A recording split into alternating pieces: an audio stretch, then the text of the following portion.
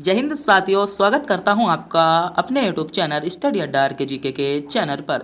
साथियों, जैसा कि आपको पता ही होगा कि हम आपके लिए हर रोज गोल्डन क्वेश्चनों के साथ एक हिंदी का प्रैक्टिस सेट लेकर आते हैं। तो आज के भी क्वेश्चन, आपके सभी क्वेश्चन गोल्डन होने वाले हैं और आप इस वीडियो के माध्यम से यह जज कर सकते हो कि आपके हिंदी का पोर्शन कितना तैयार हो चुका है और आपको कितना और पढ़ने की जरूरत है। तो वीडियो को पूरा देख लीजिएगा।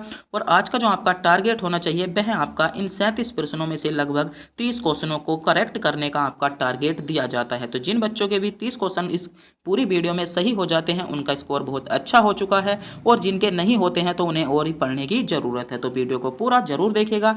आपका पहला क्वेश्चन है, विशेषण के मुख्यतः कितने भेद होते हैं? अगर आप इन क्वेश्चनों का जवाब जानते हैं तो मेरे बताने से पहले कमेंट बॉक्स में बता सकते हैं, और वीडियो के अंत में यह बताना ना भूलें कि आपके इन क्वेश्चनों का टारगेट कितना था। ऑप्शन है 3 होते हैं, 4 होते हैं, या 6 होते हैं, या देव। तो क्वेश्चन में आपसे पूछा गया था विशेषण के मुख्यतः कितने भेद होते हैं। तो विशेषण के आपके जो मुख्यतः भेद होते हैं, विशेषण के आपके 4 भेद होते हैं, यानी बी विकल्प आपका करेक्ट जवाब हो जाएगा।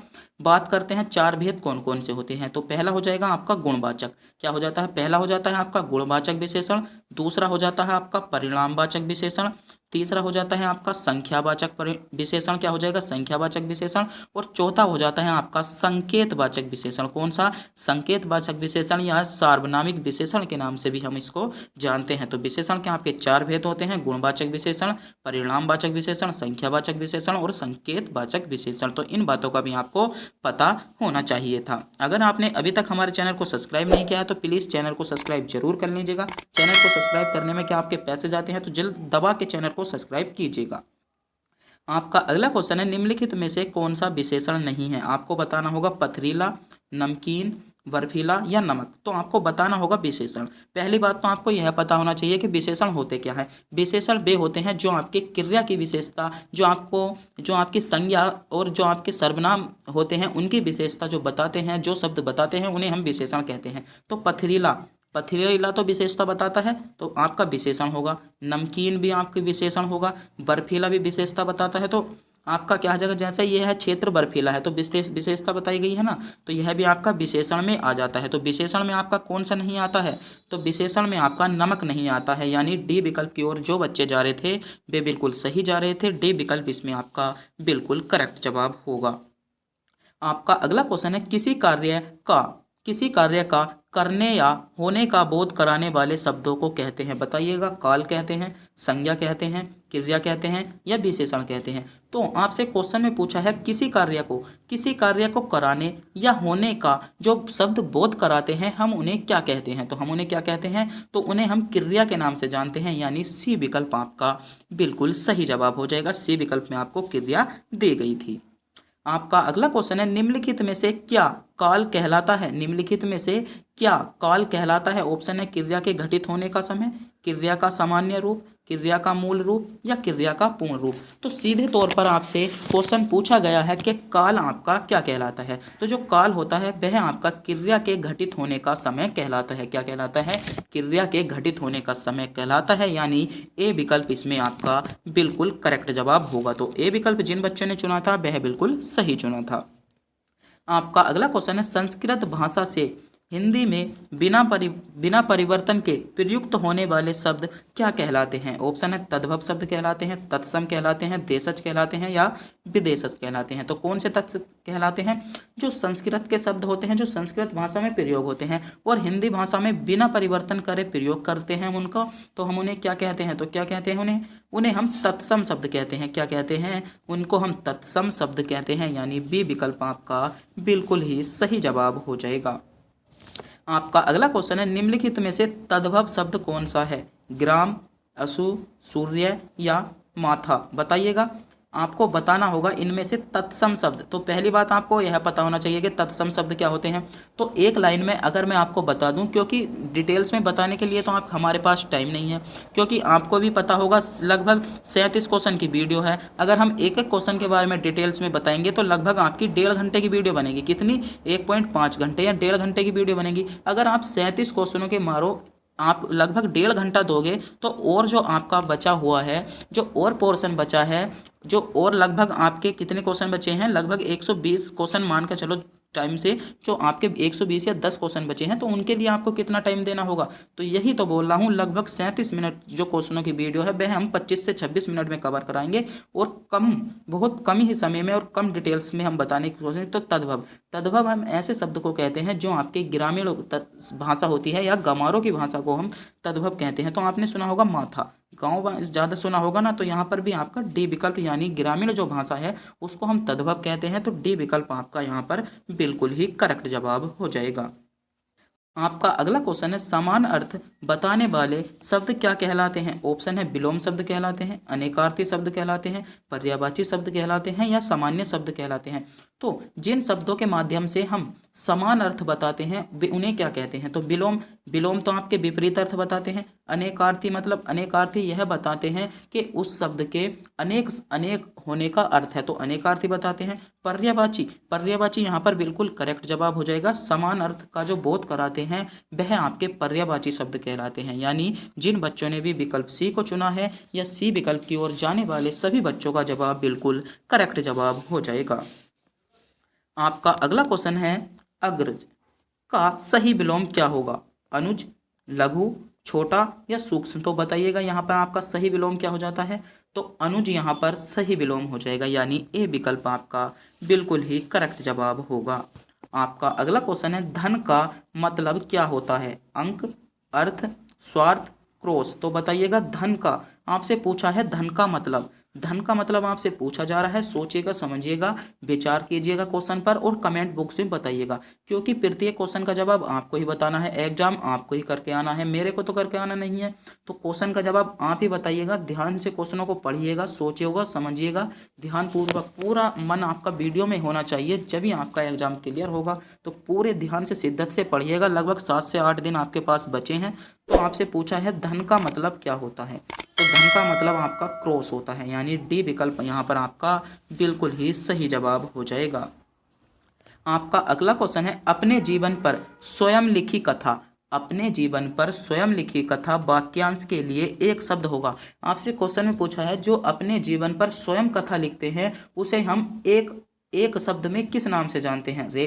रचा चित्र के, स्मरण के, आत्मग्लानि के या आत्मकथा के। तो किस नाम से जानते हैं। तो आत्मकथा यहाँ पर अपना करेक्ट जवाब हो जाता है। क्या, डी विकल्प आत्मकथा यहाँ पर आपका बिल्कुल ही सही जवाब होगा। आपका अगला क्वेश्चन है, अन्न और अन्य शब्द युग्म के सही अर्थ भेद वाले चयन कीजिए। ऑप्शन है अनाज दूसरा, अनाज फल, पेड़ पौधे या दूसरा पराया। तो बताइएगा। पहले तो बात तो यहाँ पर आप विचार कीजिएगा इन दोनों शब्दों पर। तो यहाँ पर आपको जो दूसरा शब्द दिया है वह गया है अन्य। तो अन्य का मतलब क्या होता है, और दूसरा मतलब क्या होता है अन्य। तो पहली बात तो यहाँ पर आपको दूसरा जो लास्ट विकल्प में दिख रहा है, जो दूसरे पद में दिख रहा है, वह एक ही विकल्प में दिख रहा है। तो यहाँ से ऐसे जज भी कर सकते हो। यहाँ पर ए विकल्प आपका करेक्ट जवाब हो जाएगा। अगर आपको इनमें से एक शब्द का अर्थ का पता है तो आप इसी तरीके से इनमिलेट करके इन क्वेश्चनों को पता कर सकते हो। तो ए विकल्प आपका यहाँ पर करेक्ट जवाब होगा। आपसे अगला क्वेश्चन पूछा है, निर्गुण शब्द में उपसर्ग है। नी, निर या निर्गु। तो बताइएगा, सोचिएगा, समझिएगा, क्वेश्चन पर विचार कीजिएगा और बताइएगा। क्वेश्चन पूछा जा रहा है, निर्गुण शब्द में आपका उपसर्ग कौन सा होगा। निर्गुण शब्द में आपका कौन सा उपसर्ग होगा। तो नी यहाँ पर आपका उपसर्ग हो जाता है, यानी जो बच्चे विकल्प ए की ओर जा रहे थे वे बिल्कुल ही सही जा रहे थे। आपका अगला क्वेश्चन है, खिलौना। खिलौना शब्द में मूल शब्द है खिल, खेल, ओना या ना। क्वेश्चन में पूछा गया है, ध्यान से पढ़िए। खिलौना में मूल शब्द है, तो खिलौनों में आपका मूल शब्द हो जाएगा कौन सा होगा। अधिकतर बच्चों ने यहाँ पर ए को चुना होगा। खिल आपका कोई शब्द नहीं होता, तो मूल शब्द क्या होगा, खेल आपका यहाँ पर शब्द हो जाएगा। तो यहाँ पर क्या हो जाएगा, बी विकल्प आपका बिल्कुल ही सही जवाब होगा। आपका अगला क्वेश्चन है, स्वर संधि में किसका मेल होता है। ऑप्शन है स्वरों का, व्यंजनों का, शब्दों का या मात्राओं का। तो बताइएगा, स्वर संधि में जो आपकी स्वर संधि होती हैं, संधि कितनी होती हैं।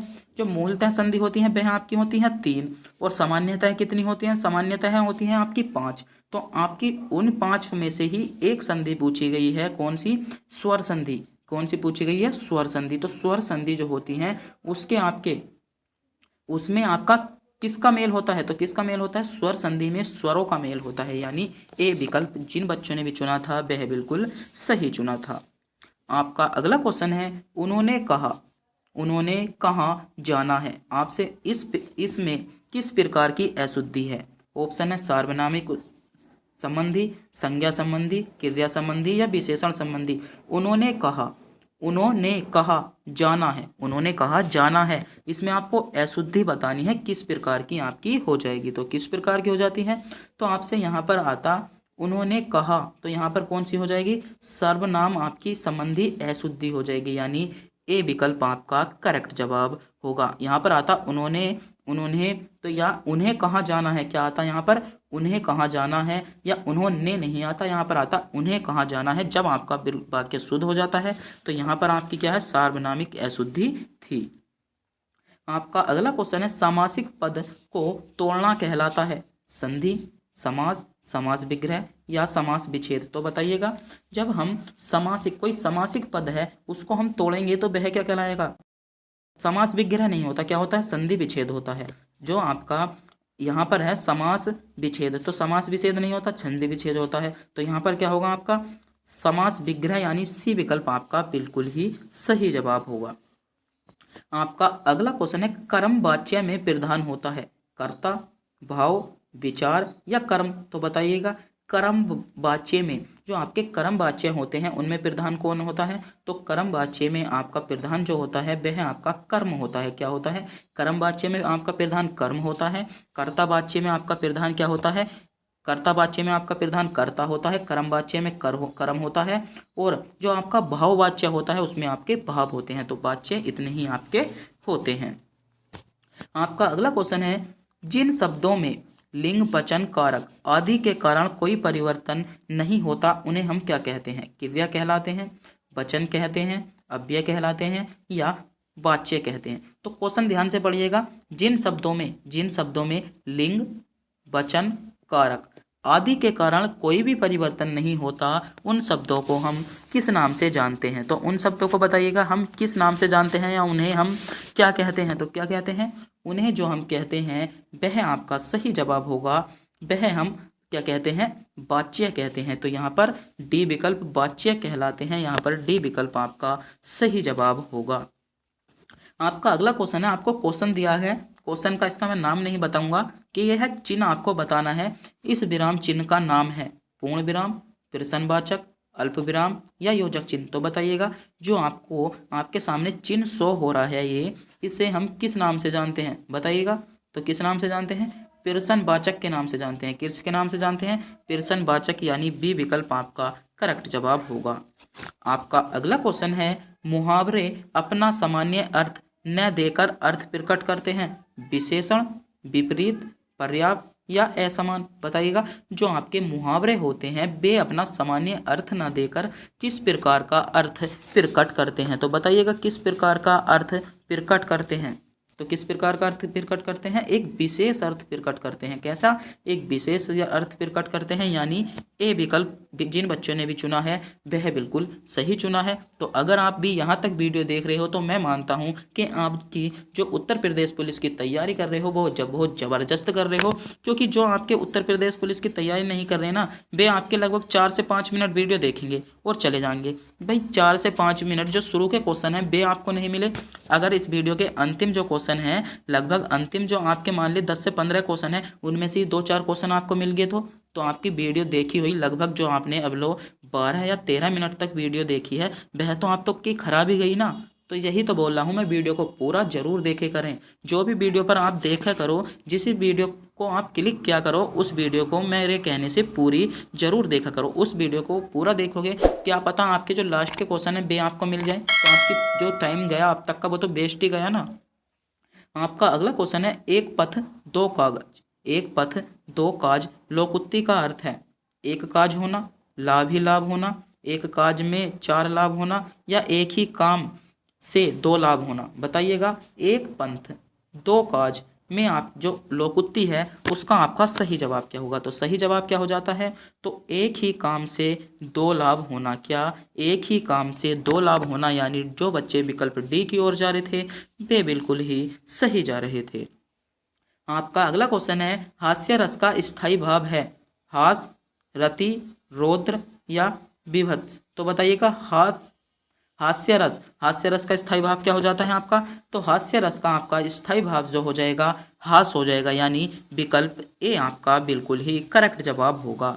आपका अगला क्वेश्चन है, कुंडलिया छंद में कितने चरण होते हैं, 10 चरण होते हैं, 3 चरण, 6 चरण या 4 चरण, बताइएगा। इंपॉर्टेंट क्वेश्चन है, अगर आप उत्तर प्रदेश पुलिस की तैयारी कर रहे हो तो यह क्वेश्चन आपको देखने को मिलेगा, क्योंकि यह क्वेश्चन एक बार आपके जो उत्तर प्रदेश पुलिस का एग्जाम है उसमें पूछा गया है। बताइएगा, कुंडलिया छंद कितने चरणों में होता है, तो कुंडलिया छंद कितने चरणों में होता है, तो आपका 6 चरणों में होता है। कितने चरणों में होता है, 6 चरण, यानी जो आपका 6 चरण विकल्प बी है आपका सही जवाब होगा। आपका अगला क्वेश्चन है, वर्णों की एक से अधिक बार आवृत्ति की अलंकार में होती है। जो आपकी वर्णों की एक से अधिक बार जो आपकी आवृत्ति होती है वह आपकी किस अलंकार में होती है, उपमा अलंकार में, रूपक अलंकार में, अनुप्रास अलंकार में या श्लेष अलंकार में। तो आपसे सीधी भाषा में अगर आपको बताऊं, आपसे क्वेश्चन में पूछा है ऐसा कौन सा अलंकार आपका है जिसमें जो बण आते हैं वे बार बार रिपीट होते हैं या बण आपके बार बार ही आते रहते हैं, तो उस जो वह जो अलंकार होता है हम उसे किसके नाम से जानते हैं, तो किसके नाम से जानते हैं, तो अनुप्रास अलंकार। यहाँ पर सी विकल्प आपका बिल्कुल करेक्ट जवाब होगा। क्या, अनुप्रास अलंकार आपका सी विकल्प आपका सही जवाब हो जाता है।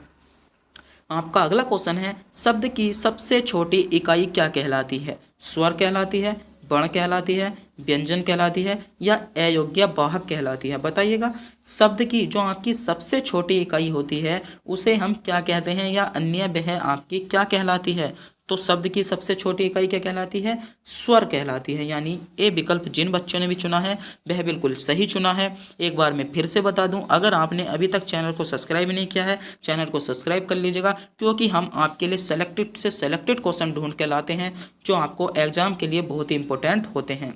आपसे अगला क्वेश्चन है, तपस्वी का स्त्रीलिंग होता है, तो 4 विकल्प आपके सामने शो हो चुके हैं, आपको बताना होगा तपस्वी का जो आपका स्त्रीलिंग होता है वह आपका क्या होता है, तो क्या होता है, तपस्विनी, यानी ए विकल्प की ओर जाने वाले बच्चों का जवाब बिल्कुल सही जवाब हो जाएगा। तो जो बच्चे विकल्प ए की ओर जा रहे थे वे बिल्कुल सही जा रहे थे। आपका अगला क्वेश्चन है, आचार्य का पुल्लिंग शब्द है, गुरु, आचार्य, शिक्षक या आर्य, तो बताइएगा।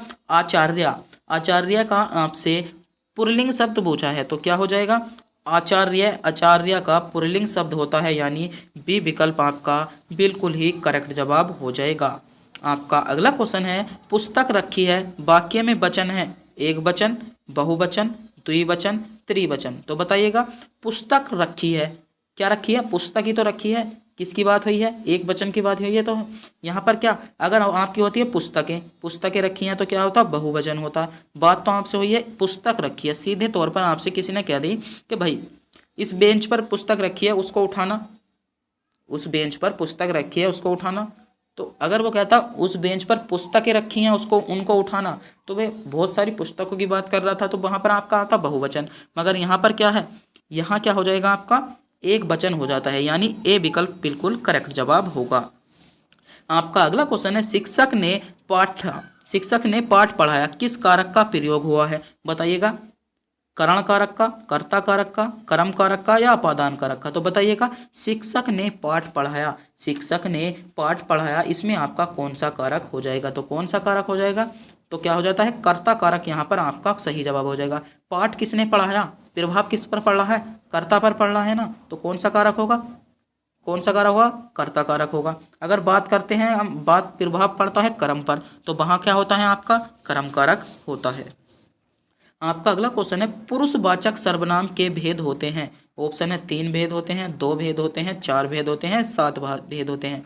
तो बात करते हैं हम सर्वनाम की, तो सर्वनाम के आपके कितने भेद होते हैं, सर्वनाम के आपके 6 भेद होते हैं। कितने भेद होते हैं, पहला तो हो जाएगा आपका पुरुषवाचक सर्वनाम, कौन सा हो जाएगा, पुरुषवाचक। दूसरा हो जाएगा आपका निजवाचक, तीसरा हो जाएगा निश्चितवाचक, चौथा हो जाएगा अनिश्चितवाचक, पांचवा हो जाएगा संबंधवाचक और छठा हो जाएगा आपका प्रश्नवाचक। और जो आपका पुरुषवाचक होता है उसके आपके कितने भेद होते हैं, 3, उत्तम पुरुष, मध्यम पुरुष और क्या हो जाएगा आपका पश्च पुरुष। यानी पूछा था पुरुषवाचक सर्वनाम के कितने भेद होते हैं, तो आपके 3 भेद होते हैं। और यहाँ से एक बहुत इंपॉर्टेंट क्वेश्चन निकल कर आता है कि हिंदी में जो आपकी हिंदी भाषा है उसमें आपकी सर्वनामों की संख्या कितनी है। तो हिंदी में जो सर्वनाम है वह कितने हैं आपके, हिंदी में आपके सर्वनामों की जो संख्या है वह है आपकी 11। और सर्वनाम के भेद कितने हैं, तो सर्वनाम के आपके 6 भेद होते हैं। तो 11 वाला क्वेश्चन आपके लिए इंपॉर्टेंट था, आपको इसका पता होना चाहिए था। आपका अगला क्वेश्चन है, पैराग्राफ है, थोड़ा सा जो इसका फाउंड है वह हमने छोटा किया है क्योंकि जो पूरा पैराग्राफ है आपका एक ही उसमें आ जाए, एक ही पेज में आ जाए। तो क्वेश्चन संख्या इसमें दी है, प्रश्न नंबर 1 से 5 तक उत्तर दीजिएगा गंधा जो आपके गद्यांश पर आधारित हैं। तो गद्यांश को ध्यान से पढ़िएगा क्योंकि आपको जो गद्यांश होता है एक ही बार में पढ़ना होता है। अगर आप गद्यांश को बार बार पढ़ोगे तो आपको जो है टाइम ज़्यादा लगेगा। तो गद्यांश को एक ही बार पढ़िएगा, मैं पढ़कर बताता हूँ। मोबाइल फ़ोन के एक नहीं अनेक लाभ हैं। ध्यान से पढ़िएगा, ध्यान से पूरा शिद्दत से देखिएगा क्योंकि एक बार में ही हम इस पूरे पैराग्राफ को कवर करेंगे। क्वेश्चन है सॉरी आपका पैसेज है, मोबाइल फ़ोन के एक नहीं अनेक लाभ होते हैं। मोबाइल फ़ोन के प्रयोग से निजी जिंदगी के साथ साथ व्यापार के क्षेत्र में भी व्यापक वृद्धि हुई है। आप अपने मोबाइल फ़ोन के माध्यम से कहीं भी रहकर अपने कार्य को पूरा कर सकते हो। इसे हर समय अपने साथ रख पाने के कारण आप हर समय लोगों के संपर्क में रहते हैं। और मोबाइल फ़ोन के अनेक लाभों के साथ कुछ हानियां भी हैं, जहां वह सुख है और वह दुख भी हैं। जैसे आप कभी सो रहे हो या खाना खा रहे हो, उसी समय फ़ोन आ जाए तो आपको काफ़ी बुरा लगता है, इसलिए डिवाइसिंग कर सकते हो या इसलिए इसे बेकार भी बता सकते हो। और फ़ोन आ जाए तो काफ़ी परेशानी भी होती है।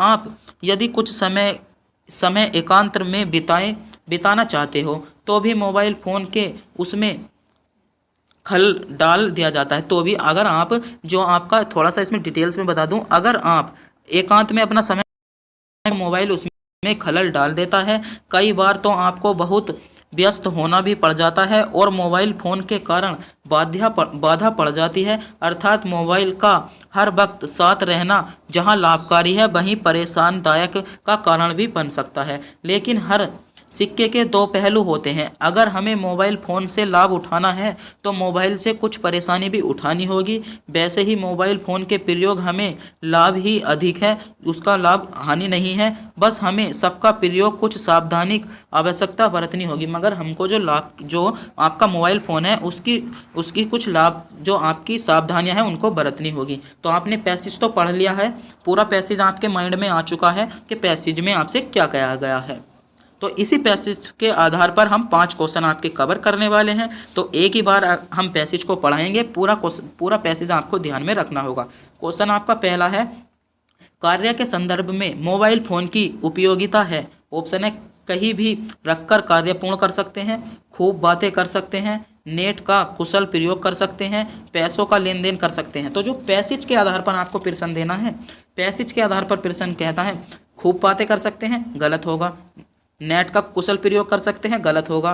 पैसों का लेन देन कर सकते हैं, गलत होगा। तो यहाँ पर जो आपका पैसेज में कहा गया था वह कहा गया था कहीं भी रहकर कार्य को पूर्ण कर सकते हैं, यानी ए विकल्प आपका करेक्ट जवाब होगा। अधिकतर जो बच्चे होंगे जो बहुत ही बावले वाले बालक होते होंगे, उन्होंने लगाया होगा नेट का कुशल प्रयोग कर सकते हैं कि सर हम तो इसे लगाते, इंस्टाग्राम चलाते, फेसबुक चलाते, यूट्यूब चलाते, अगर हमारे पास फ़ोन होता। यही तो आपको यह नहीं चुनना है कि हम किसको, अपनी तरफ से उत्तर नहीं देना है। आपको जो उत्तर चुनना है वह आपको पैसेज के हिसाब से चुनना होगा। क्या, पैसेज के हिसाब से ही आपको चुनना होगा। आपका अगला क्वेश्चन है, मोबाइल फ़ोन जहाँ सुखद हैं, मतलब जहाँ मोबाइल फ़ोन रकम हर सुखी हैं तो वहाँ क्या है, वहाँ हम दुख भी हैं, यानी सी विकल्प आपका बिल्कुल सही जवाब होगा। आपका अगला क्वेश्चन है, व्यस्तता की स्थिति में मोबाइल फ़ोन के कारण क्या हो जाता है। जब आप व्यस्त होते हैं तो मोबाइल फ़ोन के कारण क्या होता है, लाभ हो जाता है, सहायता मिल जाती है, आराम मिल जाता है या व्यवधान उत्पन्न होता है। तो क्या बताया गया था, जब आप मोबाइल का प्रयोग करते हैं तो मोबाइल फ़ोन के कारण जब आप व्यस्त होते हो या अपना जीवन एकांत में बिताना चाहते हो तो वहाँ पर क्या जाती है, वहाँ पर आपकी बाधा आ जाती है। तो क्या जाएगा, व्यवधान उत्पन्न होता है। तो डी विकल्प आपका बिल्कुल सही जवाब हो जाएगा। आपका अगला क्वेश्चन है, मोबाइल फ़ोन के प्रयोग में सावधानी बरतते से क्या होगा? अगर हम मोबाइल फ़ोन का प्रयोग सावधानी बरतते मतलब सावधानी पूर्वक करेंगे तो उससे हमें क्या होगा? लाभ होगा, हानि होगी, धन प्राप्ति होगी या परेशानी होगी? तो क्या होगा? जब हम मोबाइल का प्रयोग अपना सावधान पूर्वक करेंगे तो हमें लाभ ही होगा। जैसे कि अब आप मेरी वीडियो देख रहे हो, अगर आपके पास मोबाइल नहीं होता तो आप मेरी वीडियो नहीं देखते और आपको अपने उत्तर प्रदेश पुलिस के एग्जाम को तैयार करने के लिए बहुत ही परेशानी होती। तो यहाँ पर क्या होगा? लाभ होगा। ए विकल्प आपका सही जवाब होगा। आपका अगला क्वेश्चन है, गद्यांश का उचित शीर्षक क्या होगा? तो गद्यांश का उचित शीर्षक क्या होगा? हम मोबाइल फोन होगा, यानी डी विकल्प आपका करेक्ट जवाब होगा। तो ये 5 क्वेश्चन आपके जो थे किससे पूछे गए थे? पैसिस से पूछे गए थे। तो 5 क्वेश्चन आपको उत्तर प्रदेश पुलिस एग्जाम में जरूर मिलेंगे पैसिस से। आपका अगला क्वेश्चन है, कौन सी कृति महादेवी वर्मा की है? बताइएगा इनमें से आपकी कौन सी कृति आपकी महादेवी वर्मा की हो जाएगी? तो बताइएगा, सोचिएगा, समझिएगा, क्वेश्चन पर विचार कीजिएगा। एक क्वेश्चन का हमने आपको टेस्ट दिया है, जो आज की वीडियो का अंतिम क्वेश्चन है वह हमने आपको टेस्ट के रूप में दिया है। तो यहाँ पर कौन सी हो जाएगी? निहारिका आपकी महादेवी वर्मा की कृति हो जाती है, यानी ए विकल्प आपका बिल्कुल सही जवाब होगा। आपका अगला क्वेश्चन है, उर्वशी किसकी रचना है? तो 4 विकल्प आपके सामने 100 हो चुके हैं। सोचिएगा, समझिएगा और इस क्वेश्चन का जवाब कमेंट बॉक्स में बताइएगा। तो अगर आपको ये वीडियो अच्छी लगी हो तो वीडियो को लाइक, और चैनल पर नए हो अभी तक चैनल को सब्सक्राइब नहीं किया है, चैनल को सब्सक्राइब जरूर कर दीजिएगा और अपने दोस्तों के साथ, अपने जो दोस्त हैं उनके साथ शेयर जरूर कर दीजिएगा। तो तब तक के लिए मिलते हैं अगली वीडियो में।